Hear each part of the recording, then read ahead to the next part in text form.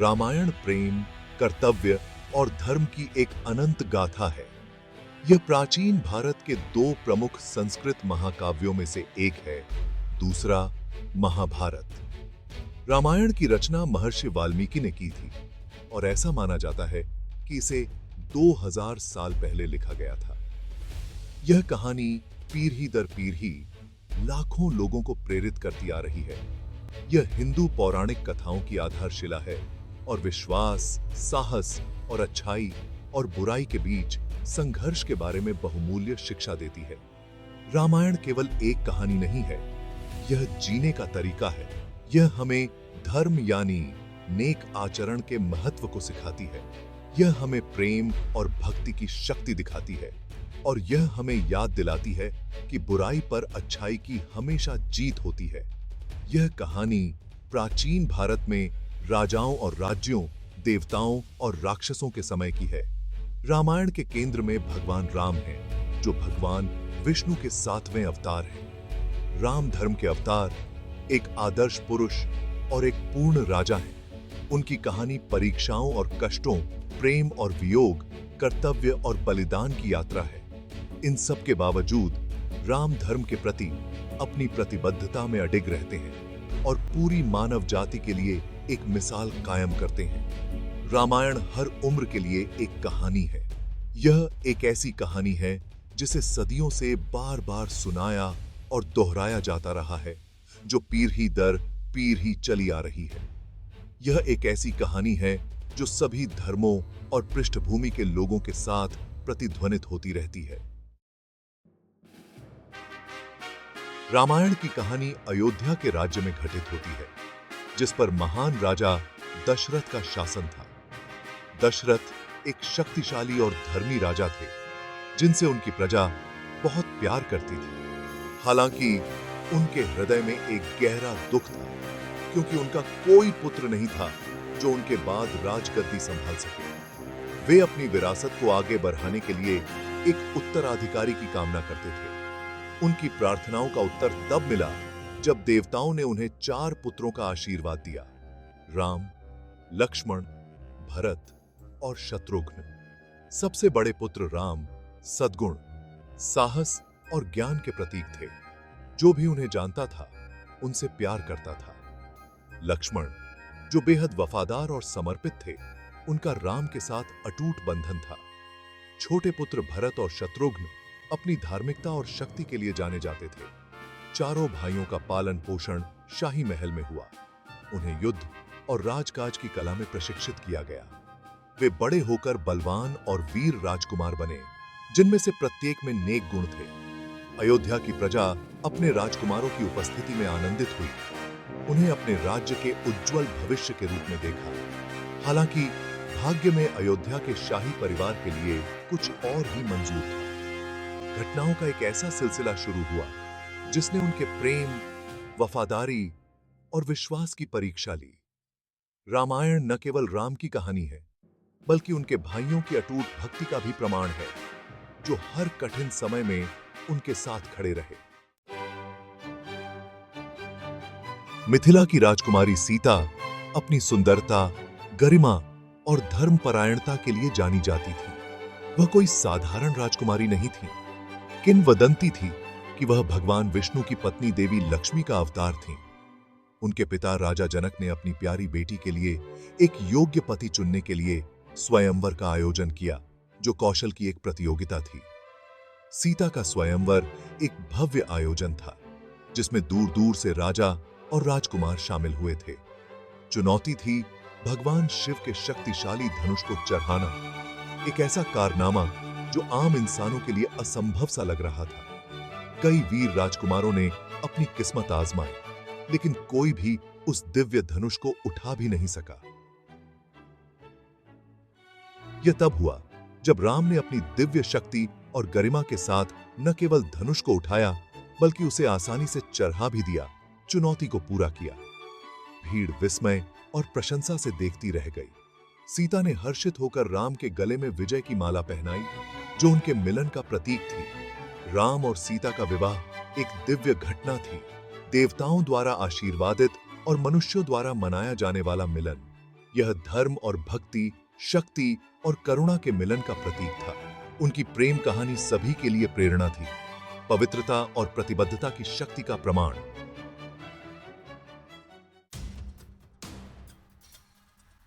जैसे ही राम अयोध्या की राजगद्दी संभालने की तैयारी कर रहे थे, दरबार में साजिशों का जाल बिछ गया। दशरथ की सबसे छोटी पत्नी और राम की सौतेली मां कैकेयी ने अपनी महत्वाकांक्षा और अपनी दासी मंथरा के बहकावे में आकर राजा द्वारा उन्हें दिए गए 2 वरदानों को पूरा करने की मांग की। कैकेयी की मांगें क्रूर और अन्यायपूर्ण थीं। उन्होंने मांग की कि राम राजा बनने के बजाय 14 साल के लिए वनवास में चले जाएं। उन्होंने आगे मांग की कि उनके अपने बेटे भरत को राम के स्थान पर राजा बनाया जाए। दशरथ अपनी बात से बंधे हुए थे, कैकेयी की मांगों से बिखर गए। उन्होंने उससे पुनर्विचार करने की विनती की, लेकिन वह अडिग रही। राम हमेशा की तरह आज्ञाकारी पुत्र थे। उन्होंने बिना किसी हिचकिचाहट के अपने पिता के आदेश को स्वीकार कर लिया। उन्होंने अपने पिता की बात को अपनी खुशी से ऊपर रखा और वन जाने की तैयारी की। सीता अपने पति के प्रति अपनी भक्ति में अटूट थीं। उन्होंने महल में रहने से इनकार कर दिया। उन्होंने राम के साथ वनवास जाने का फैसला किया। उनके साथ किसी भी कठिनाई का सामना करने के लिए तैयार थे। राम के समर्पित भाई लक्ष्मण इस अन्याय से नाराज थे, लेकिन उन्होंने जंगल में अपने भाई और भाभी की रक्षा करने की कसम खाई। और इस तरह राम, सीता और लक्ष्मण दंडक वन में अपनी कठिन यात्रा पर निकल पड़े। भाग 5। सीता का हरण। वन में जीवन चुनौतियों से भरा था। राम, सीता और लक्ष्मण को जंगली जानवरों, खतरनाक राक्षसों और जंगल में रहने की कठोर वास्तविकताओं का सामना करना पड़ा। हालांकि एक दूसरे के प्रति उनके प्रेम और उनके अटूट विश्वास ने उनका साथ दिया। एक भयानक दिन, लंका का राजा रावण, जो वासना और प्रतिशोध से प्रेरित था, उसने सीता पर अपनी नजरें गड़ा दी। उसने उनका अपहरण करने के लिए एक चालाक योजना बनाई। खुद को एक साधु के रूप में प्रच्छन्न करके रावण उनके विनम्र आवास के पास पहुंचा, जबकि राम और लक्ष्मण दूर थे। सीता अपनी दयालुता और आतिथ्य से बंधी हुई थीं। वे भेषधारी रावण को भिक्षा देने के लिए बाहर आईं। पलक झपकते ही रावण ने अपना असली रूप प्रकट कर दिया और उनकी इच्छा के विरुद्ध सीता का अपहरण कर लिया। उन्हें लंका में अपने राज्य में ले गया। राम और लक्ष्मण को लौटने पर सीता को गया हुआ पाकर बहुत दुख हुआ। सीता का अपहरण रामायण में एक महत्वपूर्ण मोड़ था, जिसने घटनाओं की एक ऐसी श्रृंखला शुरू कर दी जिससे अच्छाई और बुराई के बीच एक विनाशकारी युद्ध छिड़ गया। भाग 6। हनुमान, आशा का दूत।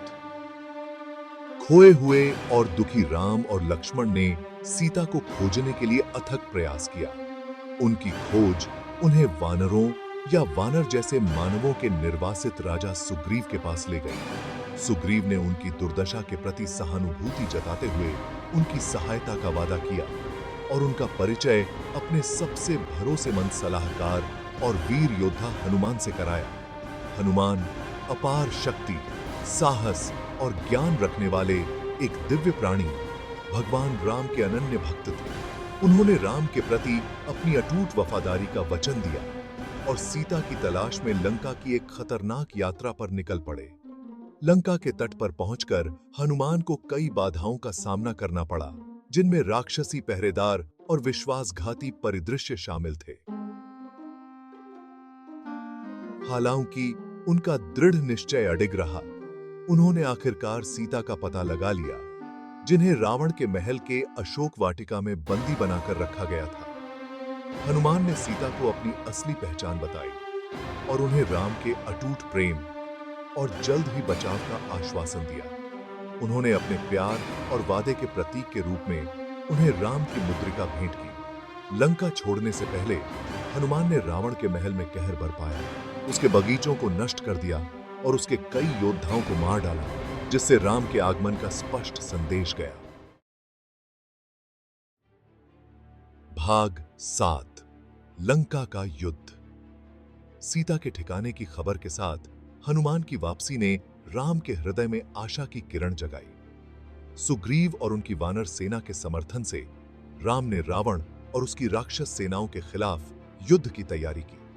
राम, लक्ष्मण और हनुमान के नेतृत्व में वानर सेना ने लंका पहुंचने के लिए समुद्र के उस पार एक पुल का निर्माण किया। जो युद्ध हुआ वह तीतानों का संघर्ष था, अच्छाई और बुराई के बीच एक भयंकर संघर्ष।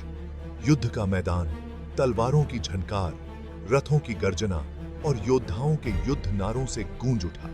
राम अपने दिव्य धनुष और बाणों से अद्वितीय वीरता से लड़े। लक्ष्मण, हनुमान और वानर सेना ने असाधारण वीरता का प्रदर्शन किया। रावण की दुर्जेय सेनाओं के खिलाफ अथक संघर्ष किया। भाग 8। संदेह से भरी घर वापसी। एक लंबी और कठिन लड़ाई के बाद राम ने आखिरकार रावण को मार डाला और सीता को उसके चंगुल से मुक्त कराया। रावण की हार ने बुराई पर अच्छाई, अधर्म पर धर्म की जीत का प्रतीक थी। सीता को अपने साथ लेकर राम अयोध्या लौट आए, जहां उनका स्वागत हर्षोल्लास के साथ किया गया।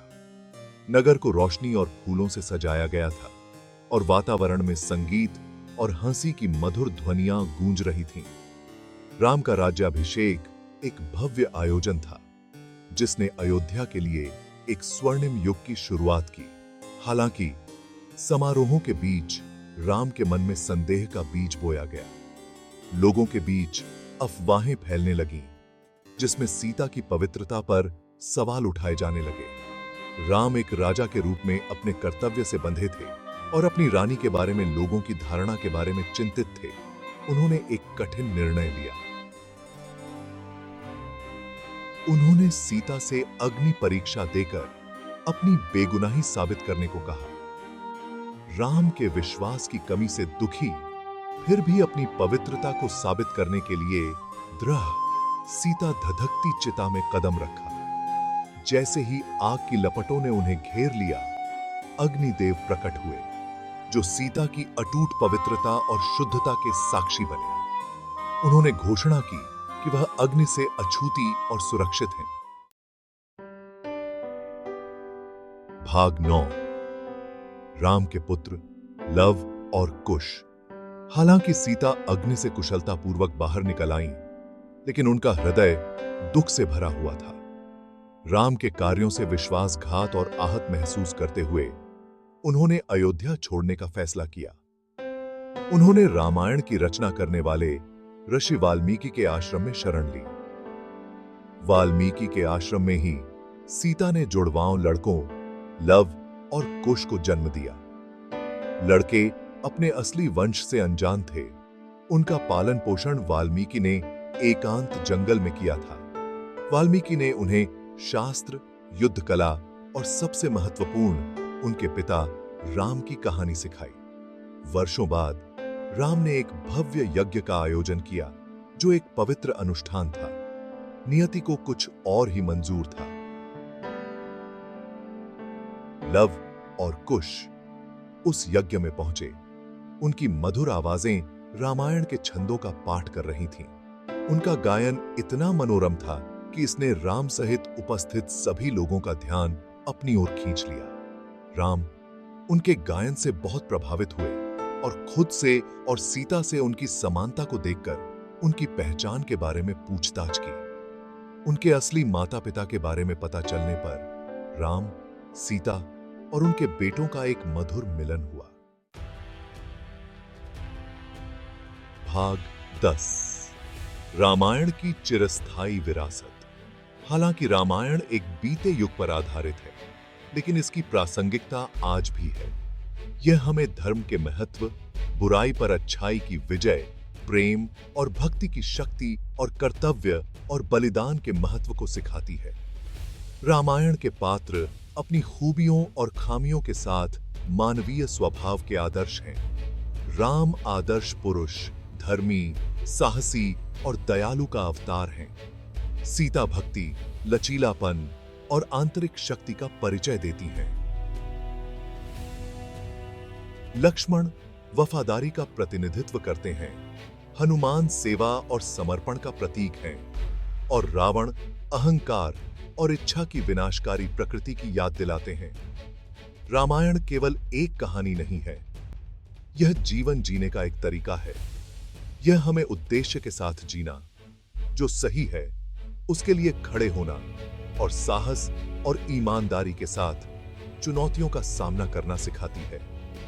इस महाकाव्य की स्थायी विरासत पीढ़ियों को प्रेरित और मार्गदर्शन करने की क्षमता में निहित है, जो हमें उन शाश्वत मूल्यों की याद दिलाती है जो मानवता को बांधते हैं।